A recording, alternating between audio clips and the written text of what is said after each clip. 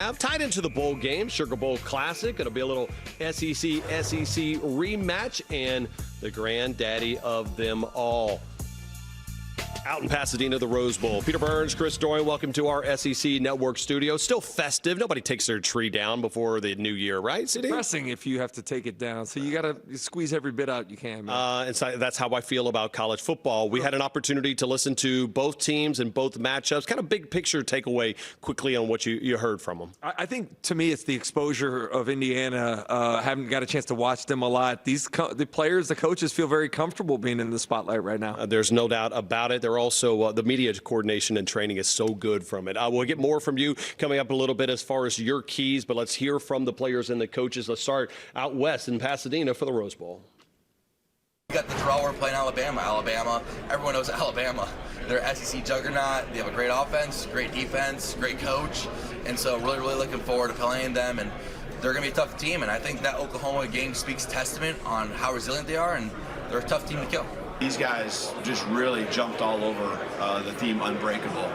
And I think even more so as the season's gone on, we had these moments that really came up. They really went all in on that theme. And it's been something that, you know, I'm proud of them. I'm proud of how they've hung their hat on that. And it's been a rallying effort for all of them with that theme. You know, Alabama is a great football team. Kalen DeBoer is a great coach. I've been following him for a long time because our backgrounds are similar. He's come a long way from the Canyon Coyotes. Figured I'd throw that one in there. Being able to prove everybody wrong and have a little adversity is what we want. And being back to the corner, you know, most people, if you get back to the corner, you know, kind of sit down and don't fight. But these guys and this team are fighters, and we're going to do everything we can to fight and claw and get out. And that's what we've shown through our schedule, through the season. And here we are now, you know, in the Rose Bowl, you know, playing against the #1 team in the country. Sometimes I gotta pinch myself and realize, dude, you're at Ole Miss. You know, you're playing in the SEC, and now I'm at the Sugar Bowl. Never really thought I'd get to this point, to be honest, because I did have some doubt at Ferris State. They have a really explosive offense. They have a good running back. Probably one of the best running backs in the SEC, maybe. You know, just really looking forward to play against them again, because you know that's a really good offense that they have. But you know, we have really good defense, so I'm really looking forward to the challenge. They just have more bigger people, but you know, it's football at the end of the day. It's not, you know, about size, it's about doing your job. So I feel like we just got to go out there, do our job, everybody do their 111, and you know, it's going to be a great outcome. The weapons he's got, the running back, the wideouts, I mean, it's just it's a perfect mixture within this offense where they're doing a lot of check with me and they're doing a lot of tempo. They do a great job of mixing those things. That's why they're one of the top offenses in the country. All right, so we had an opportunity to hear from both squads over in the Rose Bowl and the Sugar Bowl. CD, I want to start with the Rose Bowl. Keys to the game. Let's start with Indiana and the Hoosiers. For them to have this continued Cinderella run, what's the big storyline on that one? It's the Indiana offensive line. This is an offensive line, I think, that's good in pass protection, but better when it comes to run blocking. They do a great job of opening up holes. They do a great job of getting a push on the line of scrimmage. They have some talented backs that run well behind that offensive line. But I think that's going to be the biggest matchup that I see from an offensive standpoint against Alabama's defense is, can that O-line get a good push and allow those ball carriers to run? One of the players they're going to have to face now, it appears that LT Overton was not on the injury report. Remember, he did not play in the last 2 games for the Georgia Bulldogs, so we'll see how that plays out.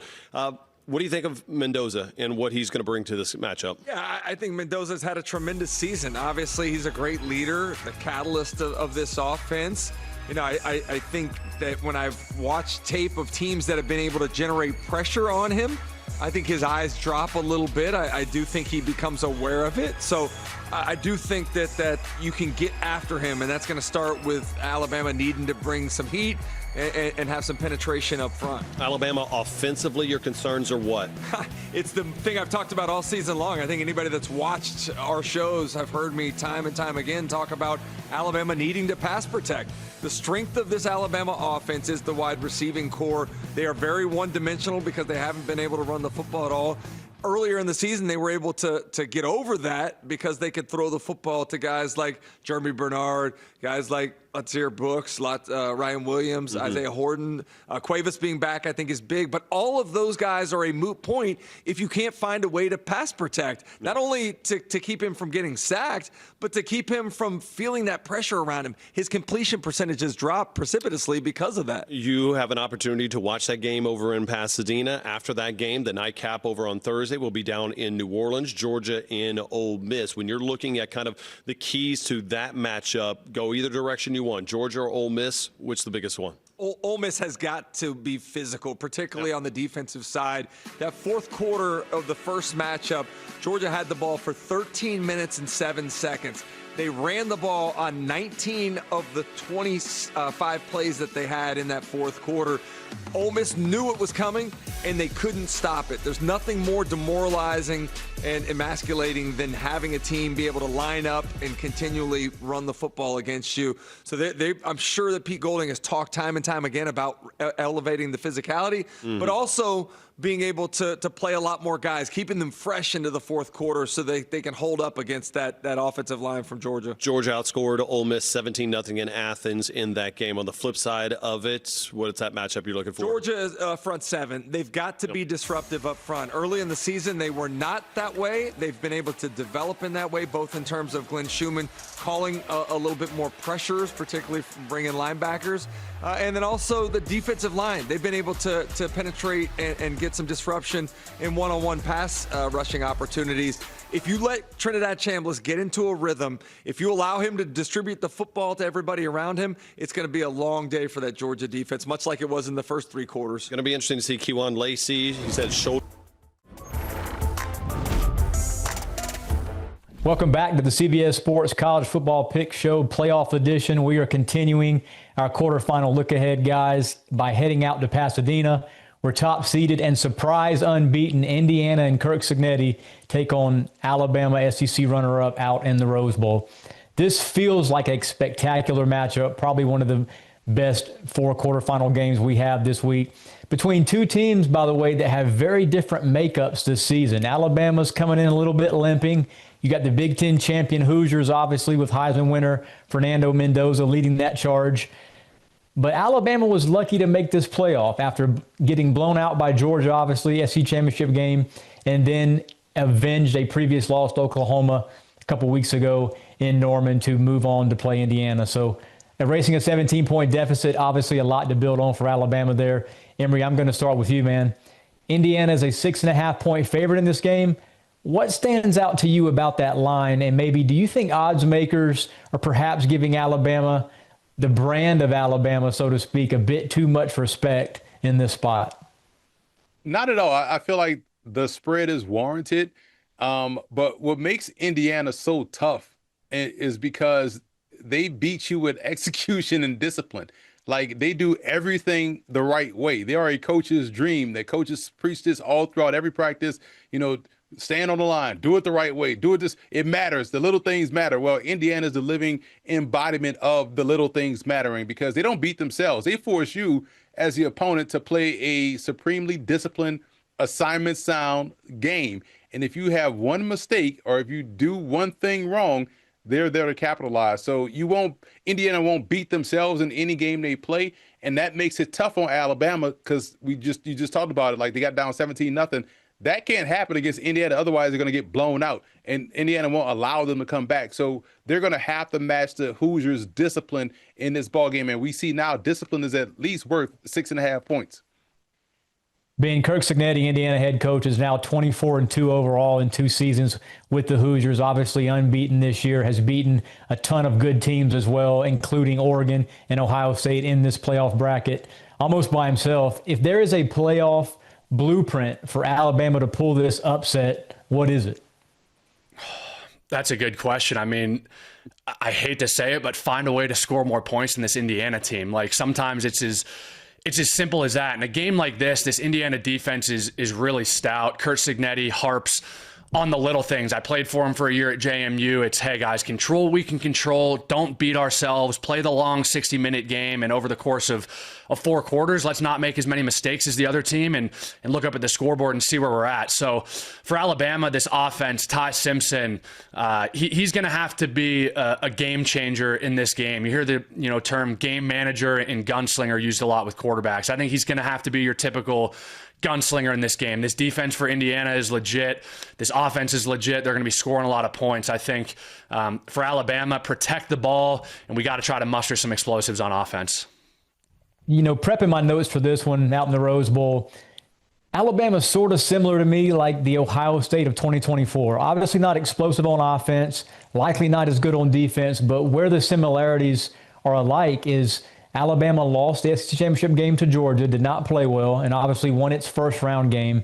Then you have Indiana, unbeaten, going to Pasadena, just like top-ranked, unbeaten Big Ten champion Oregon did last season, and losing to Ohio State. So I'm wondering if Alabama has a chance to do what Ohio State did last year, pull this upset, beat the top seed, and win a second straight playoff game. To do that, though, Alabama's offense has to play better. Getting in that big 17-point hole against Oklahoma a couple weeks ago, obviously that happens against Indiana.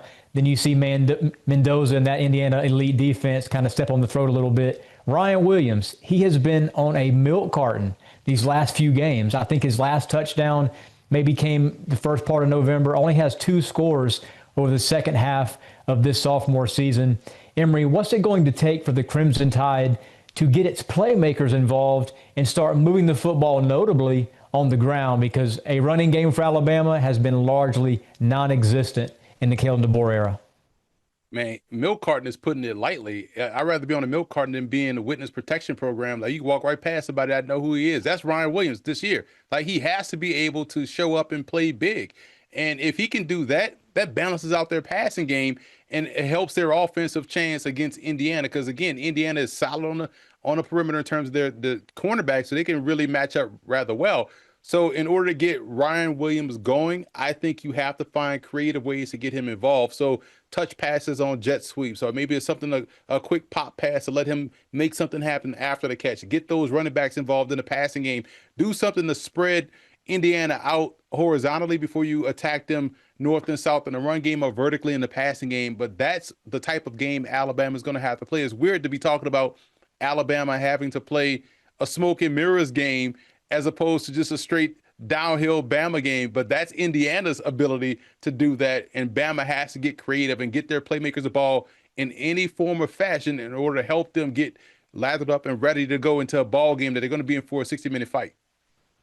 There's also the Heisman Trophy factor in this game. Fernando Mendoza, obviously winning the award a couple weeks ago in New York, has led multiple fourth-quarter rallies this season. Beat Oregon on the road, beat Penn State on the road with that great toss to the back of the end zone. What a spectacular catch there from his teammate.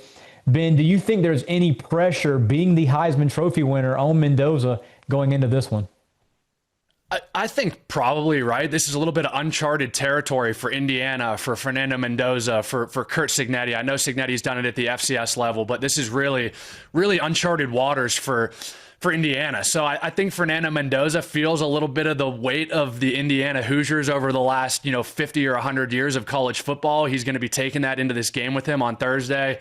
He's going to be ready to roll. I was extremely excited to watch him play a couple weeks ago in that Big Ten championship game. I've been around a lot of quarterbacks who can spin it well. This dude's game certainly translates to the NFL level, the accuracy, the way the ball comes out of his hand. I mean, the back shoulder throws. It feels like there's nothing that's really ever covered in this offense. He finds a way to put the ball where only the receiver can get it. It sounds like they're going to get Omar Cooper back on the outside, who they lost, early in that Ohio State game in the Big Ten championship. That'll be a big lift for them on the offensive side. And so I'm excited to see, how he plays. I mean, a couple years ago, if we would have told you it was Alabama versus Indiana, Alabama was the 9 seed and Indiana was the 1 seed here in this college football playoff. I mean, I think every fan of college football would have said, you're crazy. What the heck is going on in the world if this is kind of what we've got going on? But this is the reality that we're in right now. Indiana's playing a really, really good brand of football, and they've got the best quarterback in the country. And so when you've got the quarterback and when you've got the defense, you're always going to have a chance in playoff football.